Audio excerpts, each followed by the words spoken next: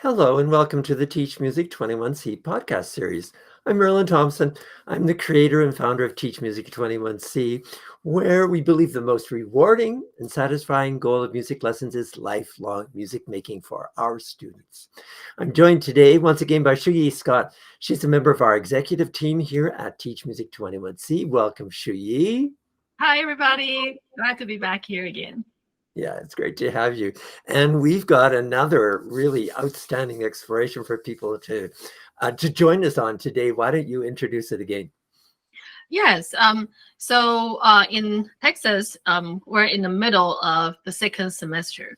And usually second semester is a lot longer than the first one. And there are also the semester is filled with a lot of musical contests or tournaments of all sorts of sports. We were just chit-chatting about, how do we know the student's mind is in the lesson as we start the lesson.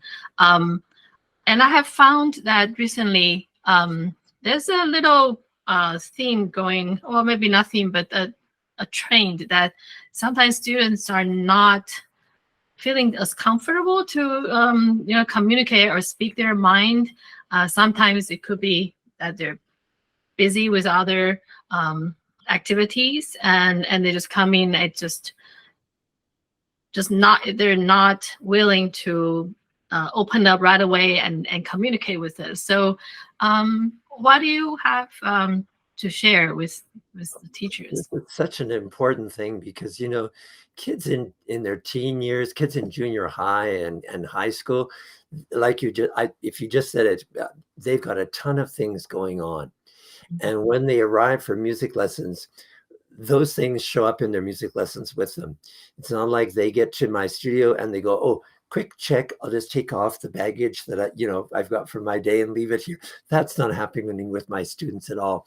So I think for teachers, one of the things that I find really important for me to do is to remember that students are going to be showing up for their lessons with a ton of things going on, and getting that into a comfortable place before we jump into whatever we're going to do next may be something really important that we do together at the beginning of the lesson. And it's something that we can do if we've had a history, if we've had no, I won't say that. It's something that we can do no matter how well or how not well we know each other. I'm going to say that. So if this is a transfer student, he's in junior high and he's a teenager, and this is the first lesson we've had, what am I going to do? Well, I'm going to be the person that's going to open up the door and say, hey, welcome. I know you just had a day at school. I can only imagine the chaos that's going on in your life.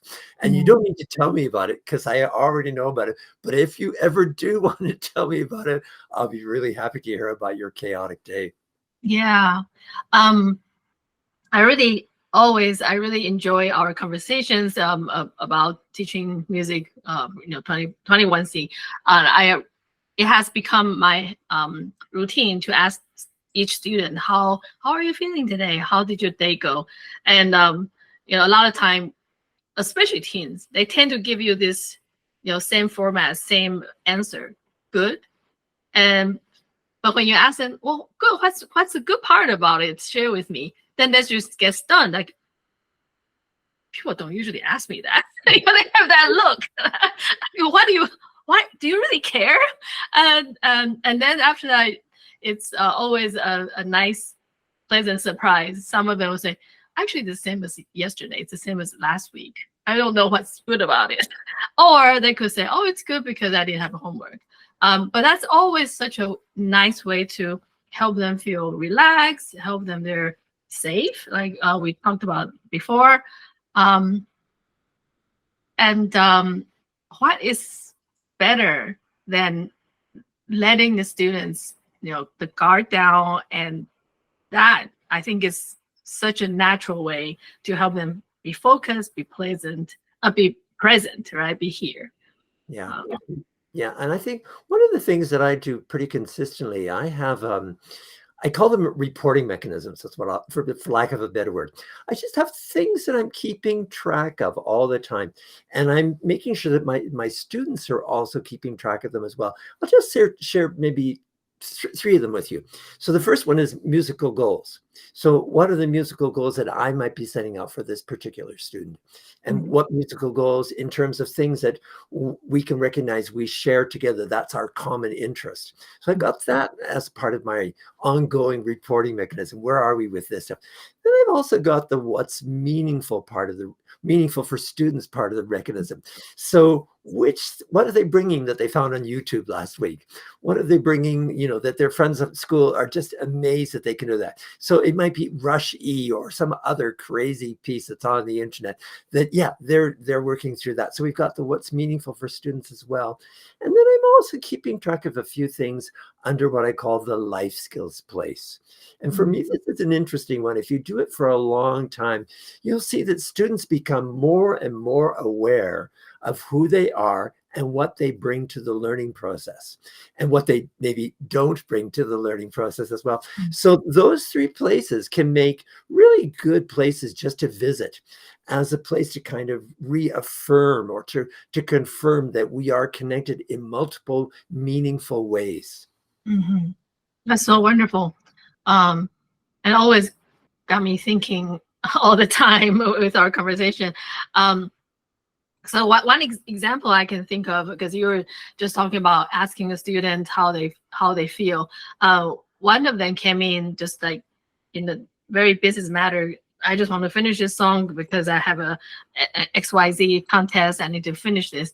And so immediately I sense that he's playing with quite a stiff approach. So I asked him, I said, what if you're playing this song, you happen to be Saint-Saëns, The Swan. What if you're playing this song like you are the richest person in the world already, and you don't worry about other people critiquing you, you're just playing it for joy. Yeah. And it's he made this weird giggle, that unusual giggling laughter that I never heard before. And I think he just found that very amusing, maybe because he's been a very diligent student, just come in and do share with his homework. And the result of that was it's the first time I witnessed a student feeling liberated. Like, oh, you mean I just play without worry about anything, without thinking about your critiquing, your assessment? That was just a wonderful lesson happening at like 7 p.m. when he's supposed to be really tired. But just this little conversation with him, that just changed that whole situation right away. Yeah, and I appreciate what you're saying about the swan and the richest person on earth, and no worries at all. And it reminds me of something that I do. I use opposites. So I love to say, why don't we just play this piece the opposite way to the way it's written? And, for pieces that are loud, having to play them soft, or a piece that has a loud cadence at the very end and playing it super soft, it's so simple, but just in that moment of just stepping away from what would be the tried and true performance and just stepping into another place where we're just going to have fun. We're just going to see what happens. We don't have any worries in the world. I am the richest person in the world. I can play this piece the opposite to the way it's written, and nobody's going to die, So, and actually, Dr. Thompson over there is going to burst out laughing at the end of the piece because he's so happy. Yes, playing it opposite way is also something I do now all the time. Somehow that the freedom bestowed to the students, like they feel, oh, I have the freedom to manipulate this music and sing it the different way. It always open their mind and make them smile.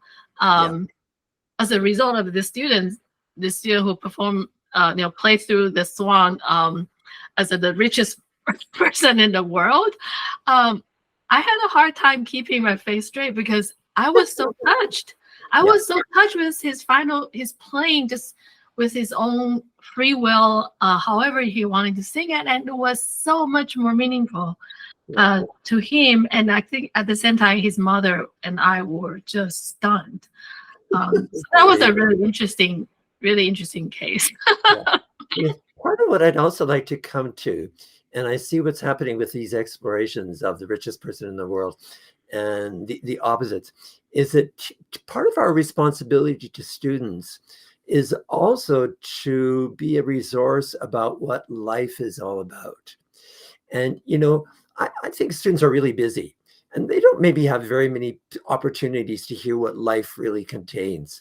They're at school, they've got homework, they've got assignments, get things done, be busy, be busy. And every once in a while, I'm just reminded that when students come and they tell me about what the chaos of their day, it's like they're looking to make sense of that day as well.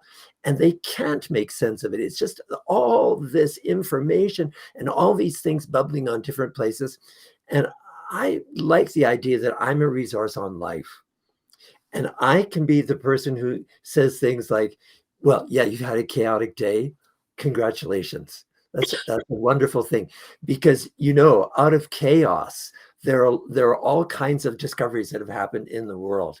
So on the one hand, we can be uncomfortable with chaos, but but we shouldn't dismiss chaos as something that we just want to get rid of. And alternatively, when kids have really good days and they come and they say, yeah, everything's going really, really great, and to use that as an opportunity, well, if things are going so great, then what are you going to do to build on that? So I just introduce those kinds of conversations that let students know that life is complex, that we can get through life and we can make meaning out of life. But if you're a young person, those meanings may not be, crystal clear in the moment that they're happening. Exactly. I agree with you. I have a 15-year-old. So it's definitely not as easy for them. But with your suggestion about reporting mechanism, the focusing on 3 other areas besides the musical goal really can help us find out more potentials in our own teachers' daily life. Yeah. That's wonderful. So as teachers, we are resources for a lot of things. And I will say it's forced me, when I recognized that parents were bringing me their children for lessons for a number of reasons. They were coming to me for my musical expertise, and they were also coming to me because they knew I was willing to talk about life. And they wanted their children to spend time with someone who's comfortable with life and has good things to say about life and is aware of what life has to offer, because life has everything to offer us. Yes. So sometimes they can play their cello or their instruments as the richest person in the world, but sometimes we're there to connect with them, and we just try our best as we can, whatever we have of that day. Yeah, for sure. And that might be another good place to wrap up a podcast as part of the Teach Music 21-3 series. I'm Merlin Thompson, and I've been here today with Shu-Yi Scott, who's from the executive team here at Teach Music 21C. Thank you. And we'll see you all another time. Thanks, everybody, for joining in. Bye-bye for now. Bye-bye.